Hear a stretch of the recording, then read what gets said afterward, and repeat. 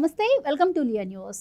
తిరుమల తిరుపతి దేవస్థానంలో జరిగిన అపచారం గురించి మరి డిప్యూటీ సీఎం పవన్ కళ్యాణ్ పరిహార దీక్ష చేస్తున్న విషయం మనందరికీ తెలిసిందే. అయితే ఈ దీక్షపై ఇప్పటికే పలు రకాల విమర్శలు చేస్తోంది వైసీపీ. దానికి సంబంధించి ఇప్పుడు పోతిన మహేష్ అనే వైసీపీ నేత పవన్ కళ్యాణ్ గురించి కొన్ని సంచలన వ్యాఖ్యలు చేశారు.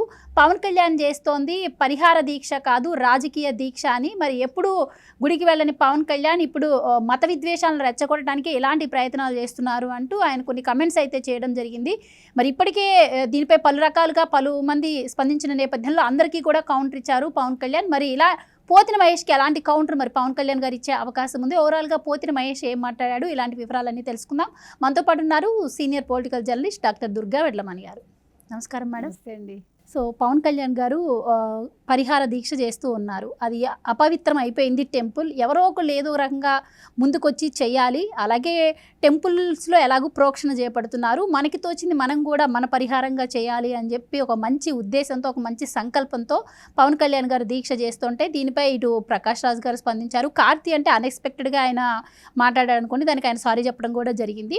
ఇక చూస్తే వైసీపీకి సంబంధించినటువంటి రోజా గారు స్పందించారు. అలాగే ఇప్పుడు పోతిన మహేష్ కూడా ఇది పరిహార దీక్ష కాదు, రాజకీయ దీక్ష, మత విద్వేషాలను రెచ్చగొడుతున్నాడు పవన్ కళ్యాణ్ అంటున్నారు. అసలు మత విద్వేషాలను రెచ్చగొట్టడానికి ట్రై చేసింది ఎవరంటారు? అసలు ఇంత దూరం ఈ విషయం రావడానికి కారణం ఎవరంటారు? ఇప్పుడు పవన్ కళ్యాణ్ దీక్షను ఆయన హేళన చేయడాన్ని ఎలా చూడొచ్చు అంటారు? ఏం చెప్తారు? ఈ పోతిన మహేష్ అన్నవాడి గురించి మనకు గుర్తుంది. గతంలో ఏమన్నాడండి, నేను జనసేన నుంచి మారితే నా చెయ్యి నరుక్కుంటా అన్నాడు. ఇప్పుడు మరి ఏం నరుక్కుంటాడు?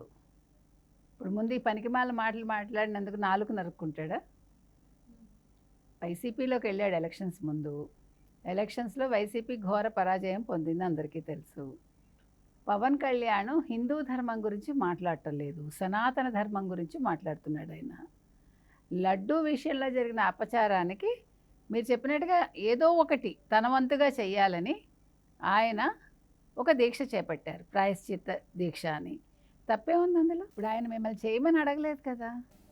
మీకు సిగ్గుంటే మీ వైసీపీ వాళ్ళకి మీరు జరిగిన దానికి క్షమాపణ చెప్పి, సరే జగన్మోహన్ రెడ్డి ఎలాగో చెప్పడు, సుబ్బారెడ్డి కోర్టుకు వెళ్తాడు, కరుణాకర్ రెడ్డి గుడి ముందు వెళ్ళి ఏదో చేశాడు కదా నిన్న, కొబ్బరికాయ కొట్టేదో, ధర్మారెడ్డి మాయమైపోయాడు. కనీసం పోతిన మహేష్ అయినా చేయొచ్చు కదా పాపం జగన్మోహన్ రెడ్డి మీద ప్రేమతోటి, నేను క్షమాపణలు చెప్తున్నాను హిందూ బంధువులందరికీ అని కదా. తప్పే ఉంది?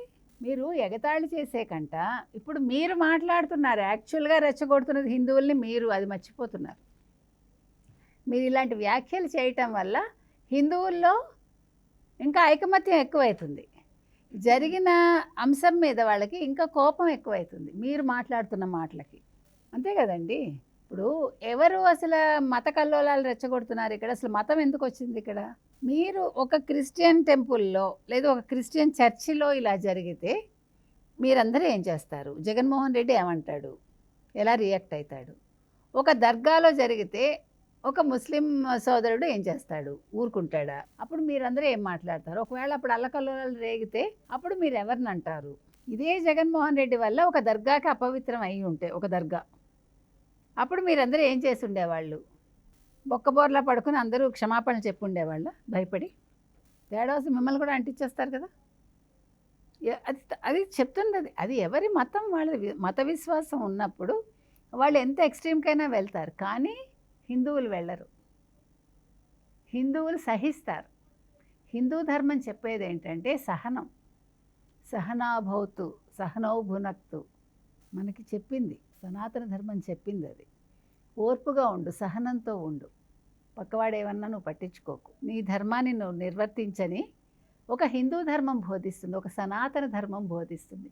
సనాతనం అంటే ఏంటండి? ఆది ధర్మం మొదటి నుంచి వస్తుంది మనకి, ఎన్నో సంవత్సరాలుగా, ఎంతో కాలంగా వస్తున్న దాన్ని హిందువులు పాటిస్తారు, వాళ్ళు పట్టించుకోరు. ఇప్పుడు వాళ్ళు గబుక్కొని వచ్చేసి అరిచేయటం కానీ, కేకలు పెట్టేయటం కానీ, ఎవరైనా కొట్టడం కానీ సాధారణంగా ఏ హిందూ చేయగానైనా మీరు చూసారా? పక్కవాడి కోసం వీళ్ళు బలవుతారు అర్థం లేకుండా. కాబట్టి ఇవాళ పోతిన మహేష్ ఏదైతే మాట్లాడాడో, పోతిన మహేష్ ఒకసారి ఆలోచించుకోవాలి.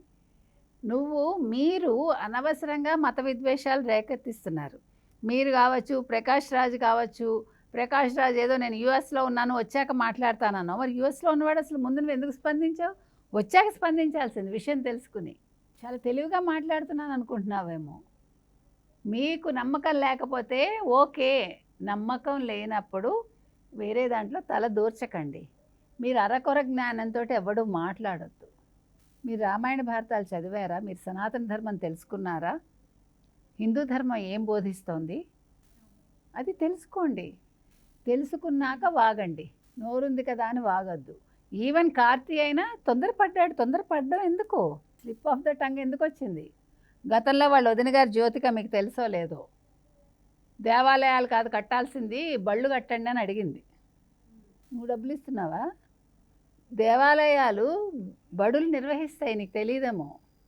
హిందూ టెంపుల్స్ ఎవరు డబ్బులు ఇవ్వరు హిందూ టెంపుల్స్కి, భక్తులు ఇచ్చుకుంటారు. నువ్వెవరు మాట్లాడటానికి? అసలు నీ మూలాలు ఏంటో చూసుకోండి. మీరు గొప్ప హీరో హీరోయిన్స్ అయితే అయ్యి ఉండొచ్చు, అంతవరకే.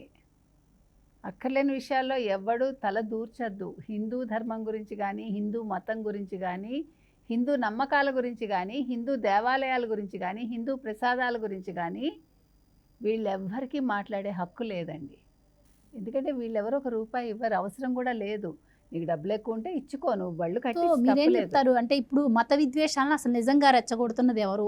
జగన్మోహన్ రెడ్డి హయాంలో కులాల వారీగా విడదీసి వాళ్ళని రెచ్చగొట్టి, ఇప్పుడు ఈవెన్ తిరుపతి విషయానికే వస్తే ఇటు నేను హిందువుని అని చెప్పుకోలేకుండా, ఇటు నేను క్రైస్తవుని అని చెప్పుకోలేకుండా జగన్మోహన్ రెడ్డి గారు ఆడిన డ్రామాల ఎఫెక్టే ఇప్పుడు ఈ రిజల్ట్ అని కూడా అందరూ అనుకుంటున్నారు. సో మరి ఇప్పుడు ఈ పోతిన మహేష్ వచ్చి ఇప్పుడు మీరు మత విద్వేషాలను రెచ్చగొడటానికి, కులాల మధ్య చిచ్చుబెట్టడానికి మాట్లాడుతున్నారని చెప్పి ఆయన మాట్లాడుతుంటే అసలు జనాలు నమ్ముతారంటారా? మీరేం చెప్తారు? నమ్ముతారండి. ఇప్పుడు ఎవరు కులాల గురించి తీసుకొచ్చారు? రెడ్లను ఎవరు అపాయింట్ చేశారండి?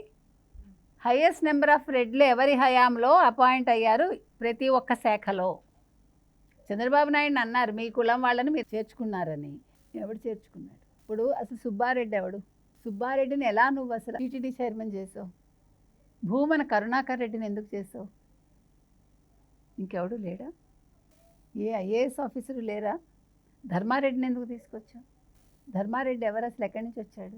150 టీటీడీ ఆస్తులను అమ్మాలని మీరు ఎందుకు చూశారు? మీరు బీజేపీని ఇవాళ కమెంట్ చేశారు. అదే బీజేపీ బోర్డు మెంబరు ఇవాళ నోరు విప్పాడు. అవునా కదా? నిజాలు ఇంకా బయటకు వస్తాయి, కంగారు లేదు. నువ్వు తొందరపడి మోదీకి లేఖ రాసేసావు, ఒప్పేసుకున్నావు. నిజం ఒప్పేసుకున్నాడు. అది విషయం ఏంటంటే ఇప్పుడు వీళ్ళందరూ కూడా నిజాలు ఒప్పుకొని ఒకళ్ళు కోర్టు మెట్లు ఎక్కుతుంటే ఒకళ్ళు మోదీకే లేఖ రాశారు నిందిస్తూ. మిగతా వాళ్ళు హిందూ ధర్మం గురించి మాట్లాడుతున్నారు. హిందూ ధర్మం అంటే ఏంటో తెలియని వాళ్ళు హిందూ ధర్మం గురించి, హిందూ ప్రసాదాల గురించి, లడ్డూ గురించి మాట్లాడుతున్నారు. కాబట్టి మన అందరికీ చెప్పేది ఒకటేనండి, ఇవాళ పోతిన మహేష్ అయినా మరొకడైనా అనవసరంగా వ్యాఖ్యలు చేయొద్దు. వైసీపీ వాళ్ళే కులాలు తీసుకొచ్చారు, వైసీపీ వాళ్ళే మతం తీసుకొచ్చారు. వైఎస్ జగన్మోహన్ రెడ్డి మీకు గుర్తుంటే స్వరూపానందేంద్ర స్వామి ఆయన పాప హిందూగా మార్చి, మరి ఇప్పుడు నువ్వు హిందువా క్రిస్టియన్వా నీకే తెలియదు. కాబట్టి నువ్వేంటో నువ్వు క్లారిటీ తెచ్చుకో. ఫస్ట్ నువ్వు డిక్లరేషన్ ఇవ్వలేదు. నువ్వు హిందూగా మారాక కూడా నువ్వు డిక్లరేషన్ ఇవ్వలేదు. ఎక్కడ? తిరుమల తిరుపతి దేవస్థానంలో. ఇవాళ చంద్రబాబు నాయుడు గారు అదే అడిగారు. వాళ్ళు లోకేష్ అదే చెప్పాడు, నువ్వు తప్పు చేసావు, అనుభవిస్తావు, రెడీగా ఉండని. దేవుడే చూసుకుంటాడు. డెఫినెట్గా వెంకటేశ్వర స్వామి వీళ్ళందరికీ ఏ శిక్షలు వేయాలో వేస్తాడండి. మనందరం కూడా మన కళ్ళతోటే చూస్తాం. అది చూద్దాం మరి త్వరలో ఏం జరగబోతుందని. Thank you so much.